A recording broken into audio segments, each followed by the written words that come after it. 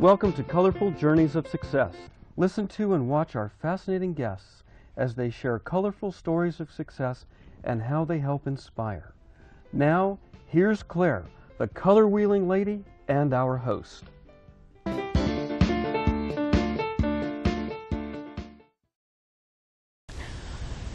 Welcome to Colorful Journey of Success. I'm so glad that you joined us because we have a fantastic show tonight. We're going to be talking about the magic of Feng Shui. The magic of Feng Shui. Well, wait till you hear. I happen to have an absolutely fantastic guest. She's a master of Feng Shui. Don't ask me. We're going to ask her. She's going to be the master, and she's going to share with us all the secrets. So, thank you so much, Aelita, Leto, right? That's right. Yes. Okay.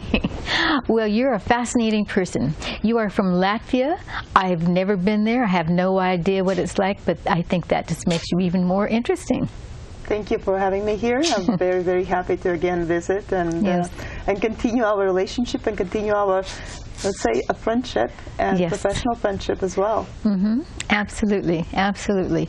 Well, I want you to share with our guests tonight, or with our audience tonight, what you know. First of all, a little bit about your background. You know, you studied what in college? Yeah. So, well, I'm originally from Latvia. Okay. And my initial studies were physics, mathematics. I always loved science, and I absolutely loved numbers. Mm-hmm. And also, my heart and desires always about the design and kind of clothes and design as well. Mm-hmm. But in the college, there was more physics, mathematics with the teaching experience. Mm-hmm. Well, so what did you want to be, a teacher, or what did you, a scientist, or what? That was more about teaching. About teaching. Yes, but life changes in the post-Soviet Union and Latvia getting its independence, and had me opportunity in the 90s, early 90s, to travel the world and live abroad. Now that's a success. Yeah, well, I think if I would say, almost 30 years ago, I would not have a conversation in English. And yeah, so always is traveling and adapting and seeing different cultures, seeing different environments, analyzing, feeling it. So it was all part of my experience. And it all adds to your growth as a master in Feng Shui, right? Absolutely, because we correlate on our past experience. There's something that we embed in our in the self through our five senses. And that's very common to anybody. And as you know, you can go into places and say, oh, I feel wonderful. And then there you can go places and say, oh, this is strange, or this doesn't feel right, let's move. Let's move fast. So that's how we tune ourselves into the space and read it and using our abilities. I'm kind of curious, does intuition fall into this at all? Well, I think the definition of master, what's the master of Feng Shui, answers that the best. You can have a wisdom, you can have experience, you can have knowledge, and you have intuition. And when you apply your experience, when you apply your technique, or when you apply in the consultation, and you really don't clearly see which part is by rule, which part is by book, which part is by intuition, which part is by experience, but you blend and synthesize, I think that's the mastery of the art. Mastery, yes. It certainly makes sense. It definitely makes sense. Actually, well, continue. So your success story went from college and studying and everything around the world, and so then where next? Well, I think if we correlate directly to why Feng Shui and how come the blonde, blue-eyed girl that doesn't even have an Asian heritage practices Feng Shui. And I was very fortunate through the unfortunate situation when I was seeking for help. I became the apprentice to the renowned Feng Shui master here locally in Milpitas, a gentleman called Don Juan Tong. And that actually was a true beginning of my passion. So he was your mentor? He was my original mentor and inspiration, in the sense that were teaching me directly, and kind of also pulled me out from the career that I was not really, my heart was not to it, and Feng Shui was always part of my life, and it was extensive studies. So he was the one who kind of determined my journey. Wonderful. So it was meant to be. It meant to be. It was, you know, there was a reason why you met and you connected. Absolutely. And so he was the one that was taking you step by step by step. What was the experience like when you first met him? Well, I was seeking for help myself, and that was almost 10 years ago. And because I thought that I'd done something in my house. Oh, I see. And I was like, I need help, and I was kind of verifying. And when I first time was crossing and meeting him, he just pointed at me and said, I teach you Feng Shui. And I was just in seventh heaven. So he had a feeling. He had a feeling, he had a knowledge, and we talked about it, and sometimes there is unknown, unseen forces that sometimes guide you or give you that kind of force, or we sometimes don't know. But it's more than a talent, actually. It's more than a talent. There is the chi. We call it, I think there was the right point of the energy, cohesive energy experience of him seeing the pool of knowledge and experience that already I had, and maybe also the view that my application and my kind of way of interpreting things. So it was very interesting, very, very fascinating. I really do believe that there's something magic about it. I think maybe that seems kind of silly in a way, but the change creates success. Do you believe that? Absolutely. Yeah. I think when we, with Feng Shui in my practice, any time when I work with a client and when we have a vision that what would you like to achieve, what is the next step, and identifying the present moment, where like really analyzing and seeing the current situation, either in the space, in the environment, in the mindset, in what the heart sets, or anything that's, we are in the consistently in the changing aspect of things and adaptation. So making ourselves back to balance. So what is is it Bagua? That is a term, that is a format, or what do you call it? Explain that. Well, there's a lot of tools, and there's several schools and a lot of tools. So what I practice is I'm classically trained Feng Shui master, and I coordinate my work through directionality, physical physical environment. So just a simple grid line is not enough to connect the client with its own space. A very important aspect in my practice is also reading and understanding the Chinese astrology. And as it historically always been, that's why the art has been called geomancy, is when you have the Feng Shui and astrology integrated and interpreted, personalized to every individual. Because as you know, your house, you set it up a certain way. If I move into the same space, I'll do my way. Yes, I'll do my way, exactly. right? So it's not really magic. There is actually, it's a science. It's definitely a science, and this is the something what I like about, because there's a patterns. The same way, like we're not surprised that sun rises in the east and sets in the west every single day. That's what I've heard. Well, the same patterns are embedded. We are like, as a human, if we take our human life, it's just such a short cycle out of this like cosmic, vast energy pool that we're trying to, kind of make it important, and but at the same time we are part of the bigger cycles in a continuous change as a humanity. So we're going with the flow. And the one thing that chi is not a thing. Chi is everything, at the same time nothing. Right. So, all right. So, well, let's talk a little bit more about what are the different types of Feng Shui, or or maybe type, what is the word? There's classical feng shui, and then there's, what are the different? There's different schools. Okay, yeah. thank you. So there's a Western school that bases the, and I think it's very popular and very popular in the West, especially in the U.S. as well. And I'm very aware of it. There's also Watsu system in Indian culture. I think that we have to look back at the origination. And origination of the feng shui can go beyond the imperial China. We can look at the nomadic lifestyle, a continuous movement and continuous setup in a dwelling, continuous survival. And picking up the, just think about nomadic lifestyle is that you are setting up the temporarily dwelling that would support the time frame. So it's very important. Okay.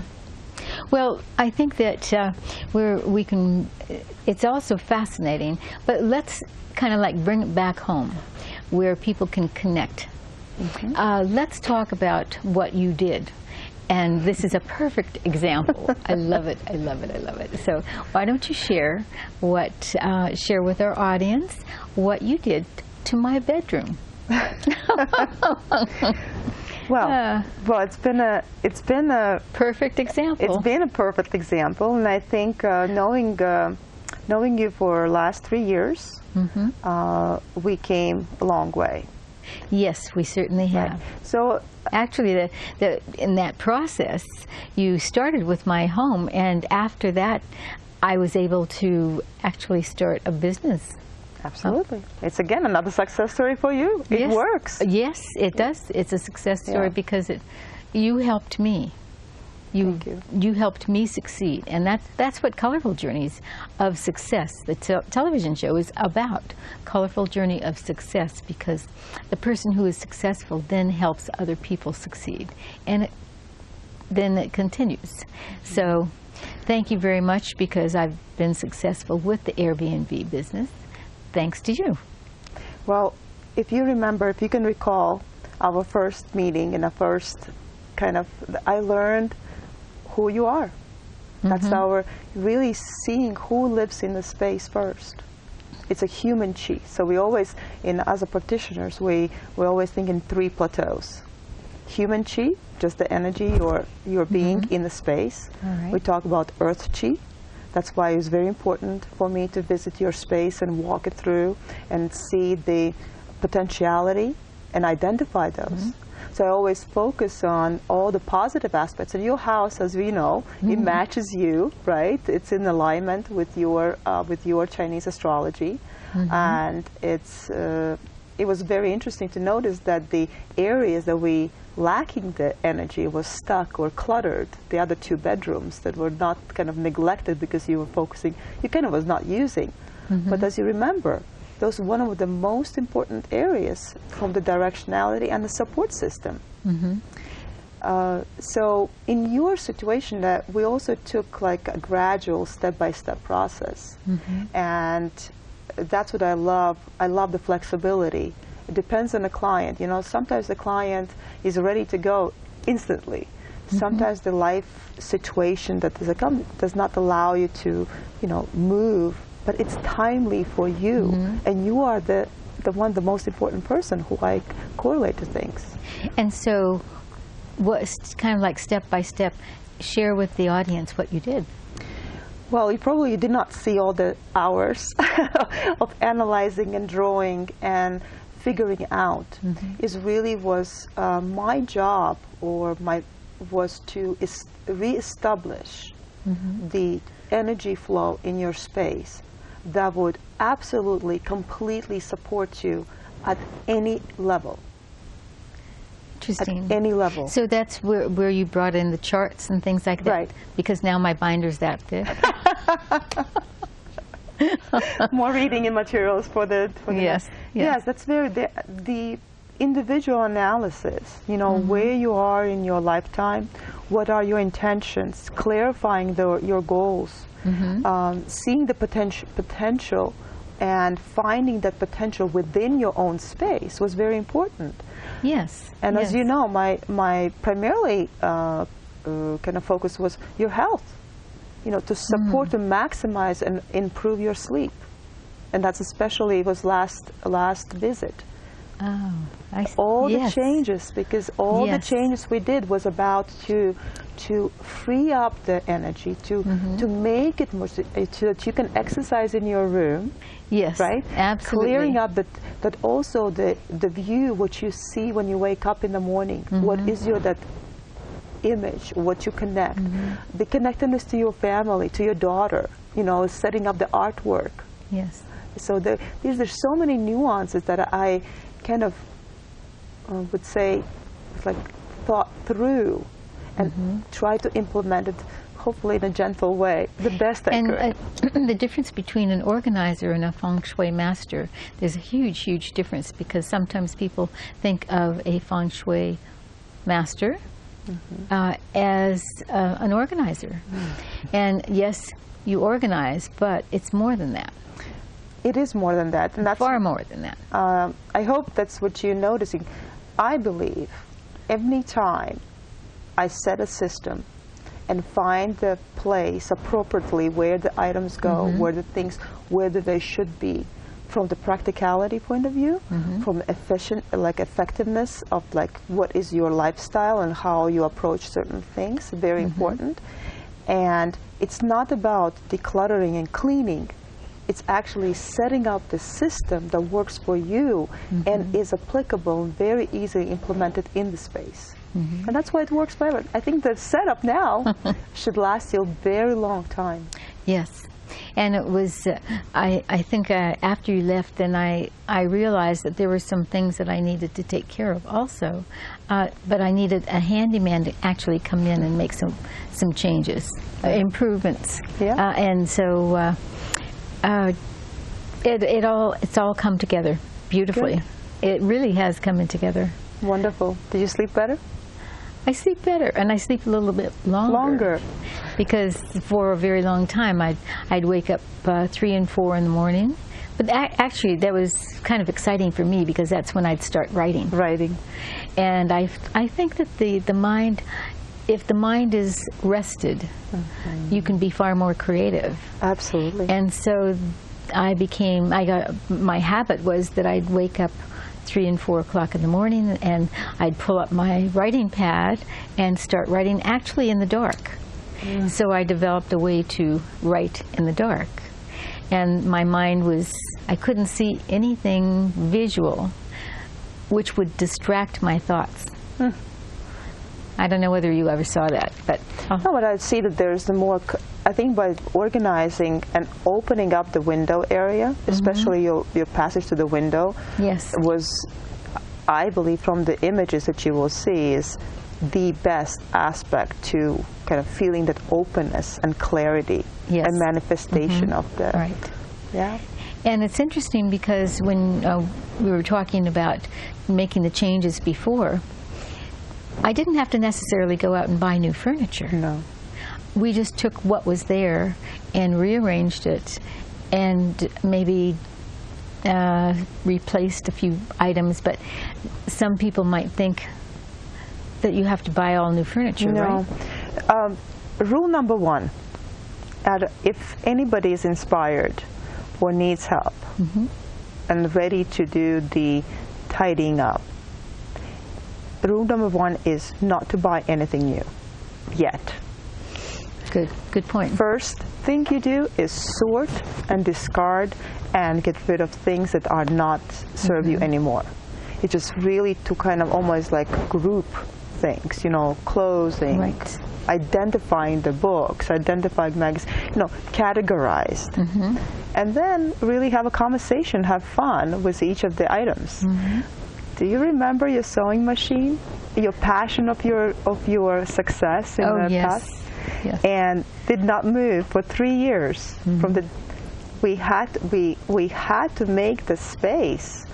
That's it was not serving you any longer in the bedroom, right? That's right. But we had a nice conversation, and I think that type of relationship that you have and the memories that you have, you were able to bundle them up. That they were not a burden in the bedroom space. It just gives you new opportunities. Right. And what was so amazing to me was that you were strong enough to move some of those items. Well, we always use help, right? We always use help.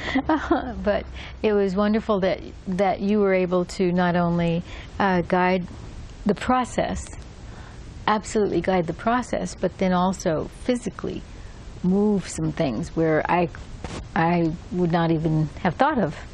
So. Well, we have a team, so. Yes, absolutely. Yeah. And you know, it's kind of like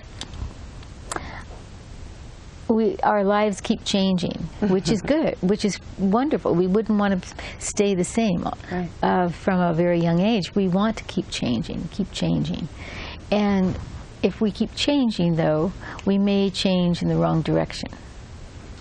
So having the Feng Shui, from my perspective, is the guided change. Guided change. And supportive. Supportive, Yes. because that's, you utilize all the supportive elements from your own living space. So, okay, we have about 5 minutes left. Let's talk very briefly some real quick tips. How does a person get started? Easy, any person can contact. Now people are listening to this conversation, so I want them to learn to be able to say, "Oh, geez, that sounds so interesting." They just make a telephone call and call you up, right? Yes, they can find me on social media on the Feng Shui Aelita, or my website www.aelitaleto.com. Also, just simply by phone call. I work in the Greater Bay Area. I also work nationwide. Using internet is great. I do consultations also overseas.